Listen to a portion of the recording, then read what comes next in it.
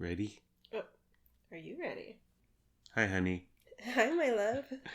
So, I'm big on behind the scenes of Saturday Night Live. I read like David Spade's book, Chris Farley's book, Norm Macdonald, on and on, because I'm super fascinated by the process, the creative process. They have a week, and they only do about 20 episodes per year, and there's 52. So it's not like this is happening all the time, 24/7, 365. But during the weeks that they do a live show, it's about 3 weeks a month when they're in season. Super stressful, and they stay up all night. And in the 80s, they used to do cocaine. As Al Franken used to say, I did cocaine, but I only did cocaine to stay up, to make sure not everyone else was doing too much cocaine. Oh. But Good guy. I love there's the actors are one thing. There's 10, 12 players, featured players. But then there's a writing staff. Lorne Michaels is the sage of it all, who's probably in his 70s by now, and he oversees it. And just the rejection on a weekly basis. You try to get a bid in. You're trying to get on sketch. You're competing. But you also have to be buddies with these.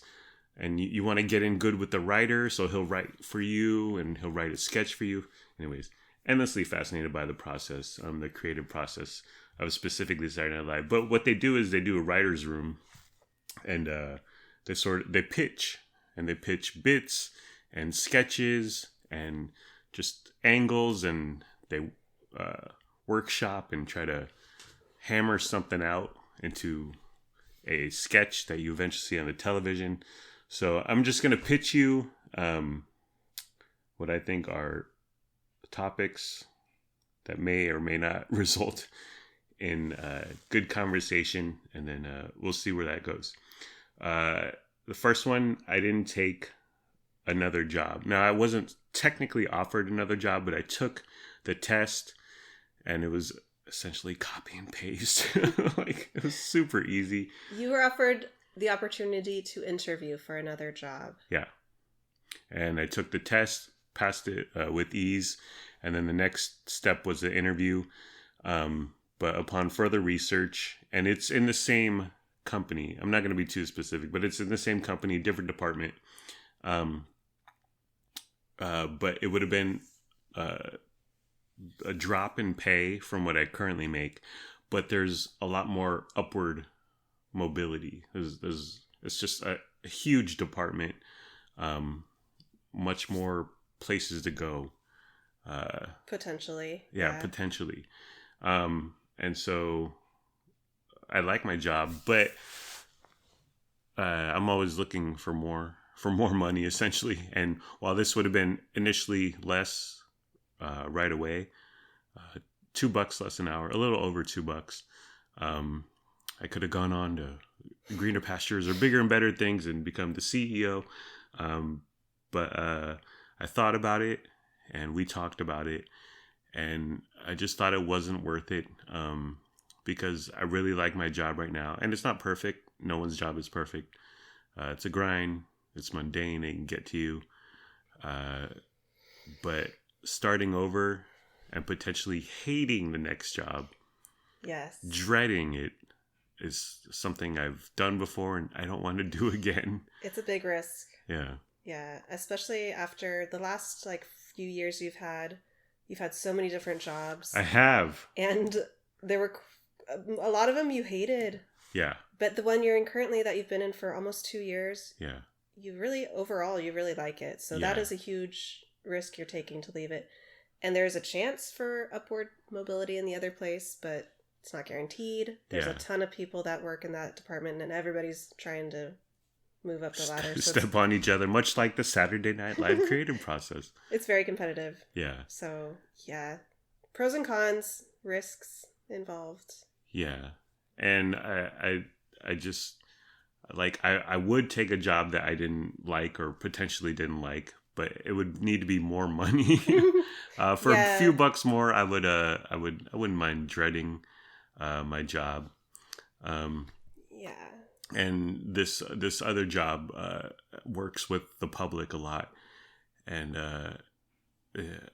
like I can do that, but I don't want to do that, and I really don't want to work in a call center and take calls, which I've done, and to me is just the worst job because people are angry, and they want the world delivered to them on a silver platter right away, and very often at call center jobs, you can't do much, or you can't do anything, or you don't know how to do anything, or you're just not the right person to help them. Those are hard jobs. Yeah, those are extremely difficult. But so did the computer test, and then we talked about it, and I was like, it's just not worth it, because I really like my job. Specifically, I like my two favorite coworkers, Joe Kuntz and Pauli, who I'm endlessly fascinated and entertained by. But yeah, so didn't get it, and I'll keep applying to different jobs. Like I said, I'll take more money. I'll dread a job.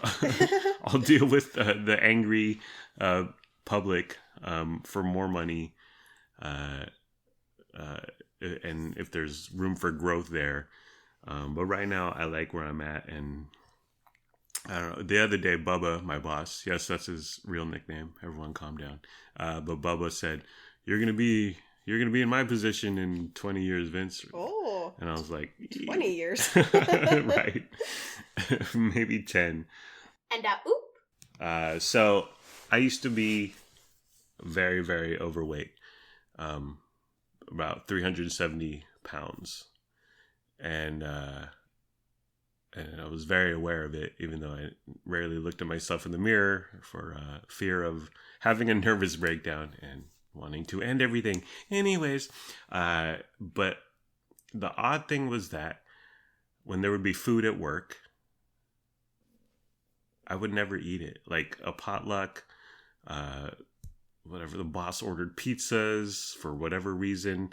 If there were a communal food experience, I would never eat it. And it had to do with, if I don't eat in front of people, then it means I'm not overweight, or I don't have a problem, or I'm not obese.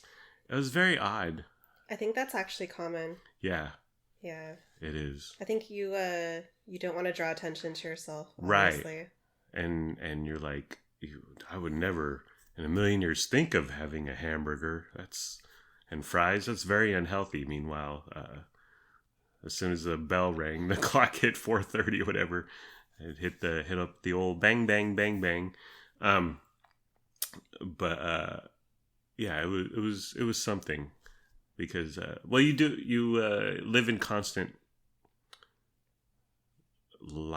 dishonesty with yourself, and shame and hiding, and just fear.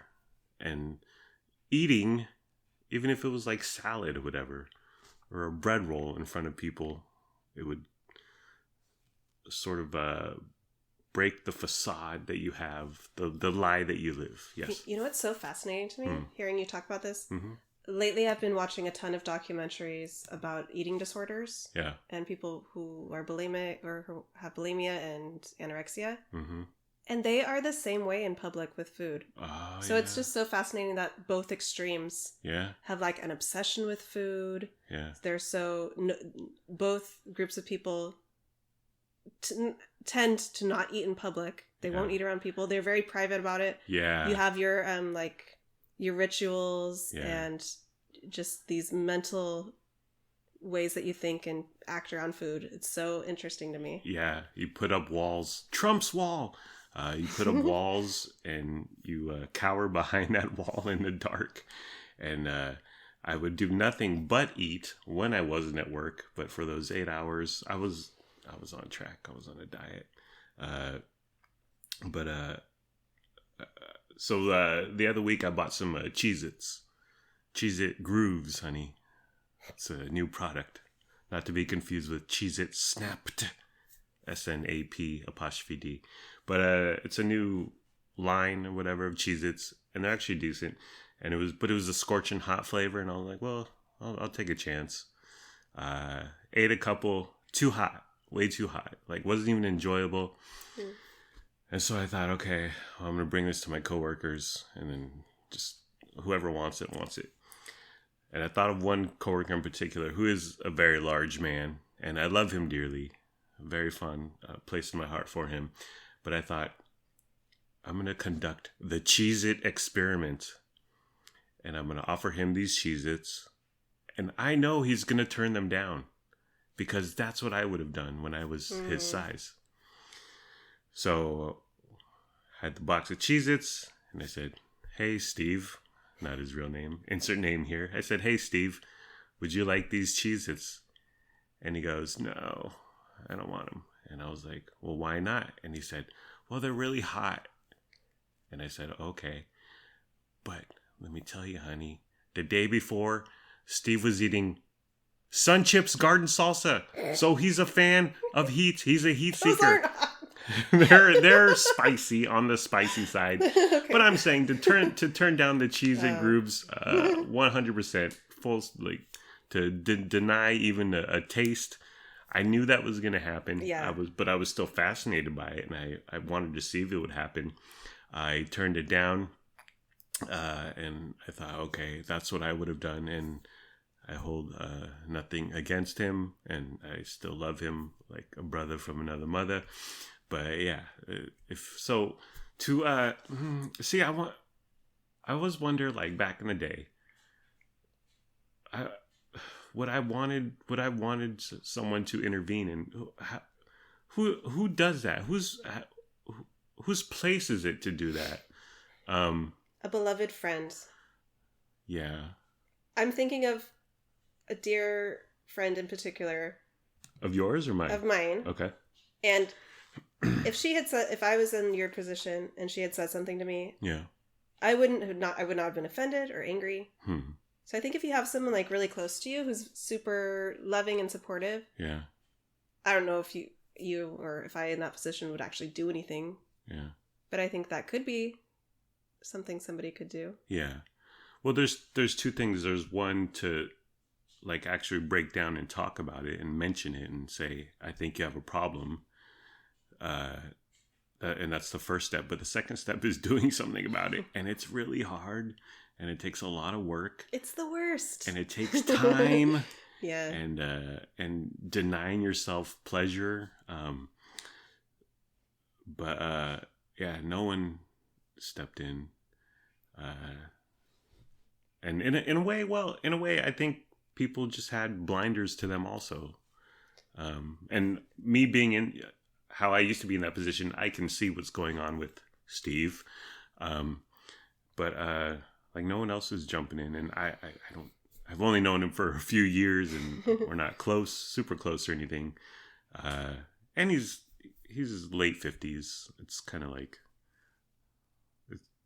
he's set in his ways. I don't know if he'll change. Yeah, I don't know. It's hard because it's really hard. It's such a personal thing, and and like with coworkers, I try to keep them at a distance, or it's like we joke, we laugh, and we know a little. We're watching Severance right now, which is the best TV show of all time. But you keep the personal very minimal, or just keep it light. You don't get really down in the dumps about it, or you're not going to each other's houses on the weekends, right? And barbecuing, right? Yeah, it's such a tough thing. I tend to err on the side of it's not my business. It's their life. Yeah. It's their body. Yeah. I don't care. You don't care that your friend may be in pain? Well, I feel like so much. It's such a tough thing because there are all these cultural stereotypes and things we've been hearing. Yeah. But a lot of what we hear around weight and BMI and obesity, a lot of it is just stuff that we've internalized from years of programming. A lot of like studies and things from our doctors and all these things that were taught for decades are actually very inaccurate and wrong. There's so much bias and judgment and cultural persuasion around this. So lately, this is something else I've been watching a lot of documentaries and listening to podcasts about is the history of weight in our culture and obesity and how it's been treated. And there's just so much that we've done wrong. Yeah. And so I tend to just think I need to only worry about myself. And being overweight is not in and of itself unhealthy.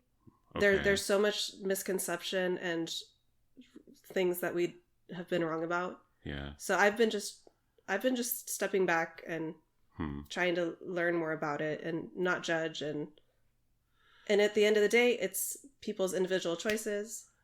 If everyone took that stance, then the problem would continue to grow. I was listening to my podcast friends, Bill Maher and Adam Carolla, and they were talking about this, and it was like 30 years ago, 40 years ago, you'd see a class picture of whatever, second graders.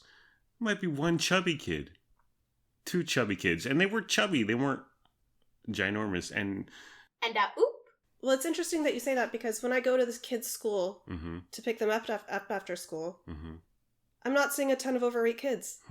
It's very I don't think that's really true. An issue? Okay. What about when we go to Walmart and we see very overweight people?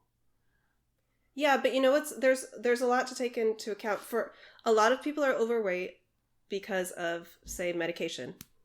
There's tons of medications that affect your body and your digestion and blah, blah, blah. Thyroid. And a lot of that didn't exist 30, 40 years ago. Yeah. For example, that's one thing. But also, once again, simply being bigger than we were as a country 40, 50 years ago is not necessarily a problem. Well, what if Russia invades, honey? We need to take up arms. If you put a super skinny person and an overweight person next to each other, there's no saying which one is healthier. Like, a lot of people who are underweight actually have a lot of health issues. Yeah. But we ignore them, or we don't care or worry about it because that's like the socially acceptable body. Yeah. But they could have a lot more health perils than the person who has a bit more weight on them. There's just so much bias that we have, and it's so ingrained because we've all been fed this judgment and like this anti-fat bias for so many decades. So you and I, we're not medical experts. It's hard for us personally to sparse out what is good, what is bad. And once again, who are we to judge or care? It's not our place. It's not hard for me to do that because I was giant, and it was because I ate compulsively and constantly. Yeah. And so it's like the homeless issue. Well, what about the mentally ill? Okay. What percent is that? 1%, 4%, 30%, 6%. Okay, it exists, but the by and large, people, drugs, booze, community. Some people want to live like that. But getting back to the weight problem, from my experience, and sure, thyroid problems, medical problems. I need 1%, 6%, 80%. I highly doubt it's 80%. I completely understand your approach to the situation, because you are happier now than you were when you were 370 pounds. You think? And for you personally, you know the exact reasons why you got to that weight. Yeah. And you know what you did to lose the weight. So like all these things that were your personal experience have shaped your view of it. Yeah. And it's totally, of course that's valid. Yeah. So I'm not saying you're wrong. Yeah. Like everything you're saying is true and right. You lived it and experienced it. Yeah. I'm just saying, as a whole, I think we should all try to be more understanding and open-minded. Yeah. To people and to individuals. Well, yeah, it's the case where we're both right, honey, and this doesn't sell in the mainstream media. One side has to be completely right, and the other side has to get owned on Facebook. But I see you. Yeah, I hear you. You matter. You're important. But to me, I think the majority of people, it's food. There's so much gosh dang food out there, and it's all really good. Man, and it can be really cheap, and okay, supply chain and inflation, and let's go Brandon. But there's a lot of good food to be had for a little bit of money. Yes. You know something stupid I did this weekend? I was with you this weekend. You were with. What did we do? What did you do? When we were at Walmart yesterday, Yes. I bought a loaf of sourdough bread. Yes. That I've been craving for literally years. Yeah. And I have not allowed myself to buy sourdough bread in so long. But one of my favorite things to eat is just a slice of sourdough with butter on it. Right. And you didn't even, because I saw it this weekend. I think it was the first time you've eaten that in front of me, but. Yeah, because it's been years since I've succumbed. Well, you don't even toast the bread. No, no. And you know what? This is my justification. Yeah. I was thinking, Ukraine is like the #1 exporter of wheat in the world. Yes. And what if I can't get bread in the future? I need to enjoy the good times while they're here. Yes. And I don't even know if wheat is used in sourdough. I don't know how sourdough is made. Sure. I'm assuming. Yes. But I was like... Go with the premise. What if in the future... Go with that feeling, yeah. What if we can't get bread? Yeah. And I missed out. And I'll never eat sourdough again, or I'll need to wait 4 months to eat sourdough. So I was like, I'm getting the sourdough this weekend. I'm treating myself. Yeah. Because scarcity is our you stand with Ukraine. But actually, you gave me a few bites of one of the pieces of bread. It was flipping fantastic. Heck yeah. I love sourdough bread that's super sour. I love sourdough bread and squishy. Yeah. It was so good. And we eat bread, but we eat the low calorie bread. We eat the worst bread you can possibly find. It's terrible bread. It's 40 calories a slice, and it's 40 calories a slice for a reason. I mean, it's bread in the lowest definition, the least definition. The slices are tiny. Yeah. They fall apart as soon as you touch them. Yeah. They're brown. Yeah. When I went to visit my parents, we had a whole breakfast deal, like everything under the sun, and I was eating their toast, like their bread, and we toasted it, and with butter, and I was crunching it. I was like, wow, this is really good. And it was probably just some run-of-the-mill Oro wheat, but I was like, wow, this bread is so good. It's because the bread we eat is so crappy. It is. And a slice of bread, I feel like is a true mood booster. It gives you a burst of serotonin or something. It's a good time. It's a good time. And because the sourdough loaf you brought, it was wide. And it's so much more of a treat than just a loaf of Wonder Bread where everything's the same and small. It's 3 by 3 inches or something horrible and tiny. Yeah, you looking at the loaf you bought. It's like, this is a very artisanal, and someone did a sourdough starter in their house or something. But yeah, it was quite the treat. But anyways, going back to the Cheez-It experiment. I know, I was like, what? Well, thank God. So what happened to me is that I worked for a radio station, and a sponsor came in called Medifast, and they're now known as Optavia. But so it was impersonal. It wasn't like a friend or a coworker, a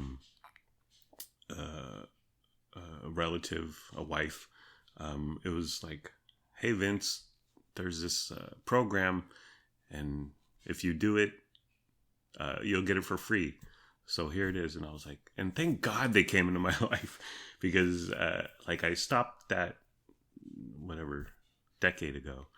But I've kept most of the weight off, because it really is food and diet. Gym a little, exercise a little, but food and diet.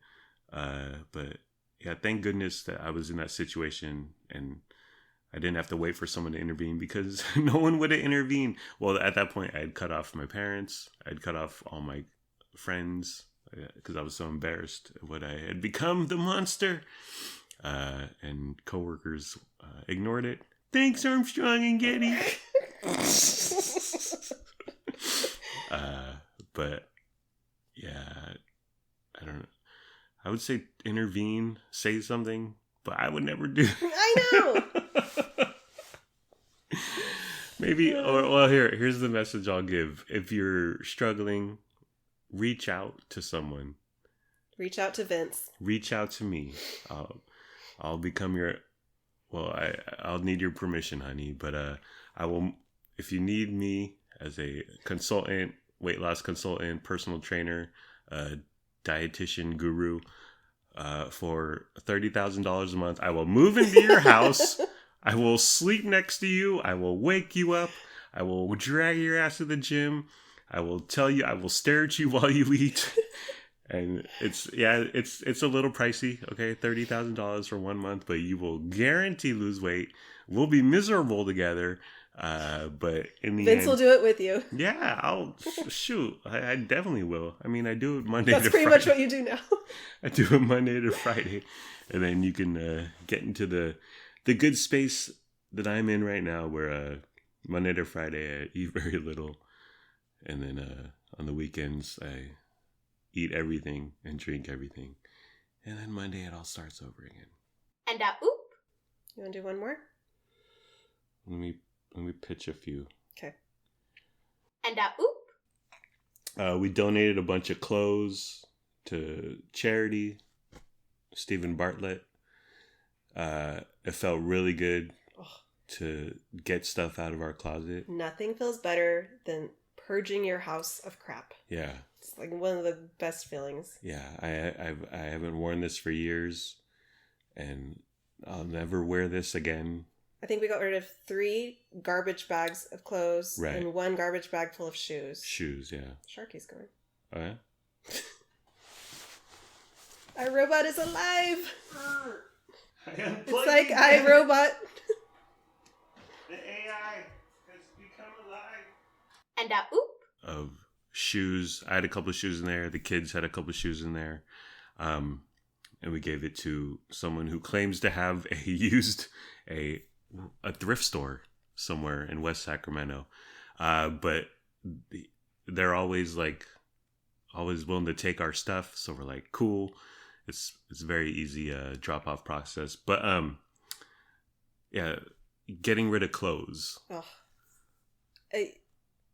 I've been holding on to a lot of clothes that... I'm wiping my head across my forehead like, whew, because it's such a relief. Sorry, go ahead. I like 40% of my closet is stuff I haven't worn in years, don't fit into. Yeah. Some stuff still had tags on it. I never even wore it one time. Yeah. So I got rid of a large chunk of my closet. Yeah. I kept the stuff I loved. Even if it doesn't fit me currently. Yeah. If it was really nice or special, I really love it. I did keep it. Yeah. But I kept looking at my closet for days afterwards. Yeah. And it was just so beautiful and clean. And like, I was to the point where when after I did my laundry and everything was hung up, I couldn't move the hangers. Like everything was so tight and compact. Our closet is not very big. Yeah. And we really can't be keeping extra stuff in there that we don't need or want. Yeah. So I gave away stuff that was too big, which for whatever reason I had hung on to. And I bought within the past few years. So I'm on my lower end of the scale, literally, weight-wise.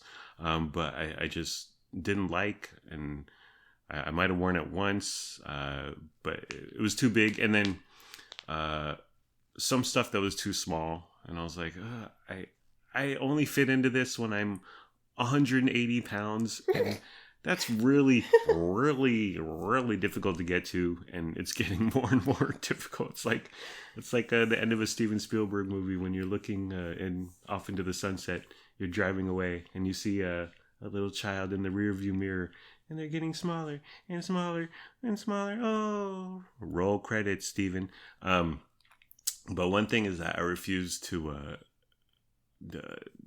give away any of my jeans, and because there are some like waist 34 Hollister, Abercrombie and Fitch button up. First of all, why did I ever buy button up?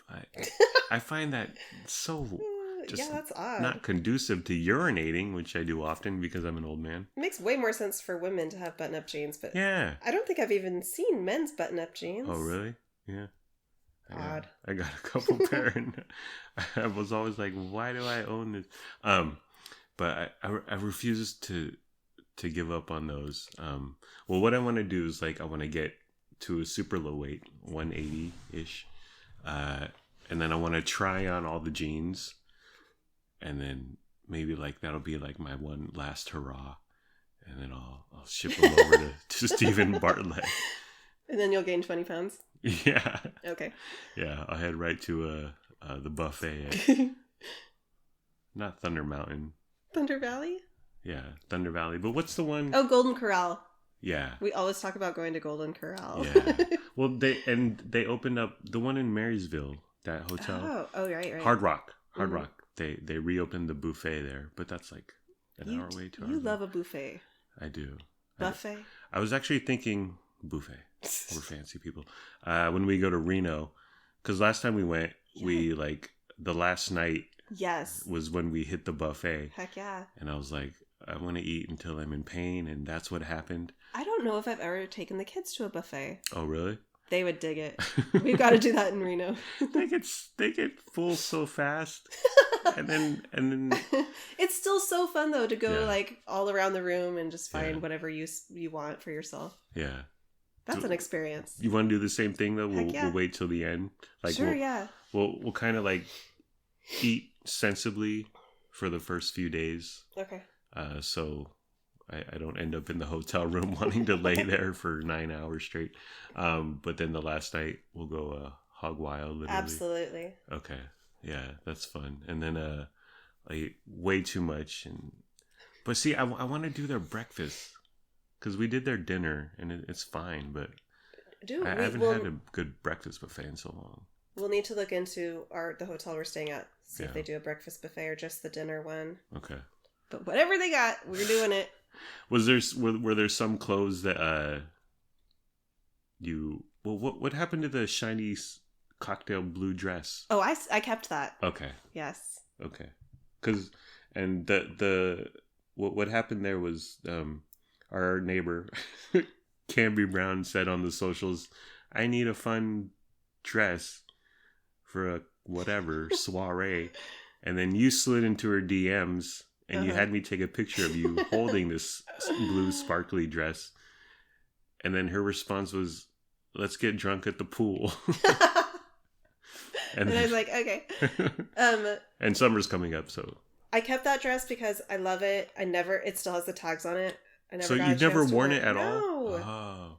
And I would give it away to somebody if someone would wear it. Yeah. I'd just be happy with anybody wearing it, but I kept it for now, and I might someday fit into it again. Okay. You will. I will. We're to Reno. We're to the buffet. Let's dress up to the nines. Okay. On the buffet. Oh man, I can't wait for the buffet. And oop. Okay. So 1 week ago on Sunday, in the late afternoon, early evening, Luna had hung out at home all day, and so you said, "Why don't you go for a walk?" Yes. And she was hesitant, resistant at first, but then she went for a walk by herself. And your rules are our condo complex and then the park right next to us. When she's by herself, yes. Yeah. And then she proceeded to do the walk on her own, self-starter. She's proceeded to do that 4 of the next 5 days. Yeah, almost every night following thereafter for the past week. She around 7 p.m. she'll say, "I'm going to go for a walk." Yeah. And I say, "Okay, be back by dark." Yeah. What do you think that's about? Because she never did it on her own, and then you prompted her, and now she's doing it without any insistence or. After that night, I forced her. Yeah. I think she just realized how pleasant and enjoyable it is. She takes her headphones and her phone and she listens to music. Yeah. And she just walks around and it's nice outside and she gets fresh air and she is by herself. And sometimes she goes over to the park and swings. Yeah. So I think she just really realized she enjoys it. So she's taken it upon herself to go do it. You don't suspect anything. It's good. You don't want to go out and spy on her. Is she going there to vape? Is she going there to meet a cute boy? Is she going there for? Actually, she said yesterday. She's like, yeah, there were people there, and I didn't walk by them, so she's avoiding. Yeah, yesterday she said the park was so crowded I couldn't go there, so she had to walk the perimeter of our condo place instead. Yeah, she wants solitude. Yeah, I don't think she's doing anything untoward yet. Yeah, not yet. Not currently. Is it coming? Probably. And oop.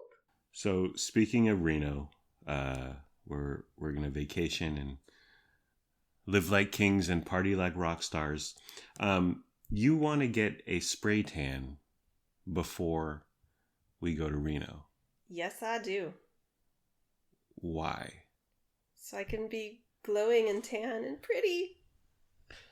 How? Because you've never done I've never done a spray tan before. Well, I need to figure that out. There are places that do it. Yeah. Are you thinking like lying on a bed like Mystic? Is that or no, the spray? Like you lay on the bed when it's like the bulbs. Right. I've done that many times. Oh, okay. When I was younger and I didn't care about skin cancer. You're thinking of where they like it's like a paint. Yeah, it's like a paintbrush gun. Yeah. And you stand up and they do your body. Yeah. I think my sister-in-law may have done it in the past. And I think... Who? Which one? Lisa. Oh. And I know my friend Victoria used to do it on a regular basis. So I could ask her. Did they overdo it? What did they say about the process? Actually, now I'm remembering. Lisa did it before a vacation. And she was super dark. Oh. So the first day she looked like kind of funny. But then it like wore off after a couple days. And she looked good. Yeah. How many sessions does it take? Any idea? I know nothing. The price? I know nothing. Well, but so for people who don't know, you're a very white woman. I wouldn't say pale, but you wouldn't? You're fair skinned. Okay. Okay, pale. Well, I don't think I'm pale because I'm red, like I'm flush. Okay. But you've laid on the beds before. Did that help? Oh yeah. That made an impact. That yes, but when you lay on the suntan bed, what are they even called? I forget the beds. Yeah. Where the lights come on. Yeah. That takes a long time. So you have to like start low and build up your time. Yeah. And it's so bad for your skin, and like I would never do it now. Yeah. Because wrinkles and because it's cancer. Yeah. I did it like in my early 20s. Like off and on for a few years. I would go do it. I would never do that again. But the spray tan is instantaneous. Right. And it's not harmful. To your skin, as far as I know. It's very bizarre looking. Are you not necessarily. I guess you wear a bikini, right? No, I'd do it naked. Oh, okay. And oop. I would do it naked because I wouldn't want tan lines. Or I guess. Okay. Can you tan naturally, like whatever naturally means? If you sit by the pool with some suntan, rub some lotion on you, can you tan naturally? Okay. Yeah, I'm not one of those white people who simply burns. Okay. I am a white person who can get a tan, but it takes a really long time. And again, I'm so worried now that, especially as I get older, I'm so worried about wrinkles. Yeah. I slather sunblock on anytime I leave the house. Yeah. And I cover up. I wear a hat. I try to cover my sleeves and my hands. Yeah. So I could get a natural tan, but it would take forever. Okay. Because like during the summer, me and Lennox and Luna, when she used to swim, we get dark super quick, super fast, and super dark. But it would just take you. It would take me a lot longer, and I use so much sunblock, which also adds to the duration of time it would take for me to get any sort of color. Do you think you look better when you're tan? Yeah. Have I seen you tan? Have you been quote unquote tan in the past 3.5, 4 years. No, I don't think so. During our torrid love affair. No. Well, now well, what if I don't like it, or it shocks me, or. Oh, you're gonna love it. Just don't overdo it, honey. Well, that's the thing about a spray tan. I don't think it lasts very long. Like Okay. a few weeks. Oh. A month. Okay.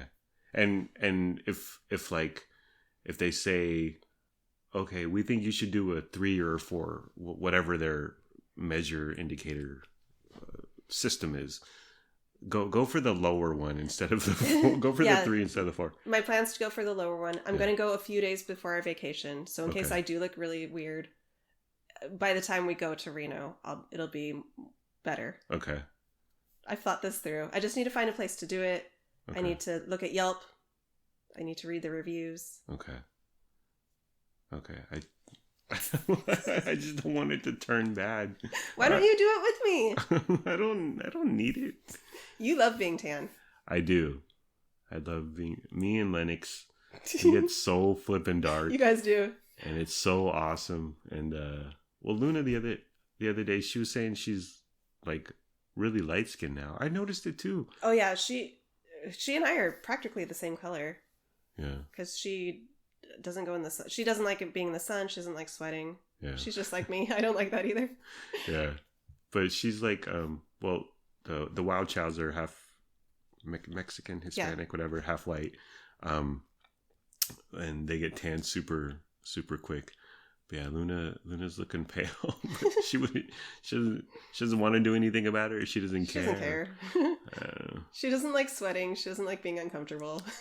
Well, here she is out here walking. She walks at night at dusk. That's true. And oop. I mean, if you want to do one more, we can. But I think that was a good length. That's what he said. And oop. Okay. And oop.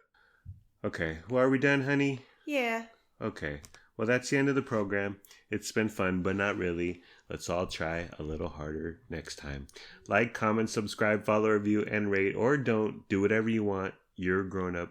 Make your own decisions. Do what's best for your family. Please be sure to use our promo code for Start Mail. We don't have a promo code for Start Mail. Goodbye, my podcast friends. Take 2, I'm sorry. Goodbye, my podcast friends. I love you. My wife and I love you. We hope you have a good day today and tomorrow. And sure, I may have offered my beloved coworker Cheez-Its as a bizarre social experiment, but I'm still a good person and we're still good people. Thank you for listening. Thank you for your time. I hope you have a wonderful day/night. Oh, and thank you for caring. Bye-bye. And oop. Ooh. We got chicken. Is that crispy, juicy tender? I can't eat no longer.